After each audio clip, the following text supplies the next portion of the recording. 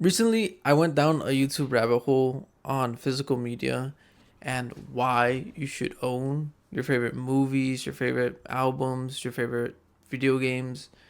And it kind of set me off on this kind of journey through my memories of being a kid because I play lots of video games. But being a kid in GameStop and just getting to grab the game off the shelf and look at the box, and when I was even smaller, like open it and actually see the disc in it, I'm being just so excited that it's mine. It's like I'm gonna go home and I'm gonna plop it in my PS2. I'm not that old, but it was my brother's. Um, and just see the game boot up. Hopefully, because we all know that when it doesn't boot up right on the PS2,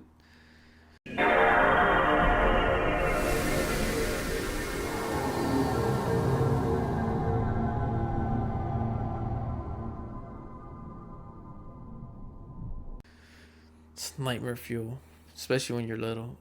Even when you're grown, it's just a weird sound. Anyway, it had me thinking like I don't own much physical media. I do some, and like for example, I own La La Land, my favorite movie. Well, my favorite movie, yeah, my favorite movie. Maybe second if you consider series movies like movies and trilogies and all that, but standalone movie, I love La La Land. My point is, I tend to agree that you should own your favorite albums, your favorite movies, and I think the reason being is that streaming is of course convenient, and it is cost saving technically because your dollar gives you access to more movies than you would be buying each and every movie. But that's exactly why I think you should, once you find a movie that you really enjoy, you should buy it because that movie won't always be there for you. Why? Well, maybe someday you just don't want to pay for the subscription. Maybe someday the service shuts down. Maybe they lose the license to that movie. I know, I know you felt this, especially if you've been using Netflix for a long time. You know that things aren't there forever, and not even really a long time. Some of your favorite shows, some of your favorite movies, and one day they're just gone. And you look it up, where can I watch it? Oh, well, you can buy it per episode on YouTube or Amazon Prime, or it's now on its separate streaming platform that you have to subscribe to. And those prices don't always stay the same. Actually, they never do. They always go up, unless of course you want to downgrade to the ad package. And it's different for everybody, but to me, actually just having the disc, not even using it, and maybe this is kind of counterintuitive or just dumb. Something's wrong with my brain, but just having it, not even using it, but just knowing that you have it and it's yours, you own it, gives me comfort. Like if for some reason, because right now La La Land is on Netflix, but if it's gone, I won't have to search for it on some other platform. I won't have to buy or rent it temporarily to watch it. I can just plop it into my Xbox, my PlayStation. I'm sure I don't know how expensive uh DVD players or Blu-ray players are cuz I use my gaming console to play them. But I'm sure it's a one-time purchase. You don't have to, it's not recurring like a subscription. And I think that's the main argument I've kind of gathered for owning your media. It's yours. No one can take it away. No one can edit it if the company for some reason feels like they need to. The quality is more consistent.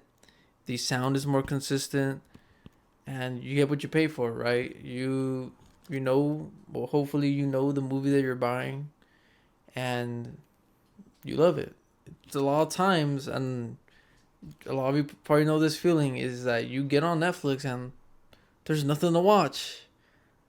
Well, there is a lot to watch, but that's kind of the glass half empty. It's just that there's a lot to watch, but a lot of it's not interesting or not interesting to you, and that's what matters. what I'm trying to say is that you should pick up a DVD, a Blu-ray. I think Blu-rays are probably the best for price, but that's the point. CD, vinyl, vinyls are pretty expensive. Um, of your favorite content, because the way companies move nowadays, the way things are so volatile, things won't always be there to be accessed, right? Because literally and this is kind of just out of scope, but the internet is quite literally just some wires in the ocean connected to each other. Um, someday it could just be gone, which is insane to think about, and will probably never happen because there'd be a lot more to worry about than just your movies and music if that were to happen. Um, but I think owning it not only creates security in having access to the content, but it also supports the people who made that content more directly, and buying it shows other people or other companies that they should still make it because people will still buy it because people still want to own it, right? Like we see nowadays that lots of movies are direct to streaming. A lot of companies don't want to put it in the theaters because it's expensive. They don't see it as valuable or as profitable as just putting it on streaming. And it's a loss of an experience. And while you may not enjoy that experience, right? Like, oh, why do I care about theaters? Why do I care about this? Why do I care about that? Like, I don't use disc. Why should I buy some? Because it's not so much that you don't enjoy that thing now. It is that you have it as an option. And when you lose an option, even if you didn't use it, it's still a loss. It's it's not that you don't need to be using something to enjoy its existence, right? And I think that's kind of what it comes down to. Like I said, I don't use the Blu-ray of La La Land, but having it brings me comfort. That is one of my favorite. No, it is the favorite movie I've ever seen. And I've rewatched it plenty of times. And if for one reason, for some reason, someday, I just don't want to subscribe to Netflix anymore. I don't want like anything to do with that. I can watch it. So, yeah. Thanks for listening. Thanks for watching. And yeah, go buy your favorite movie or album.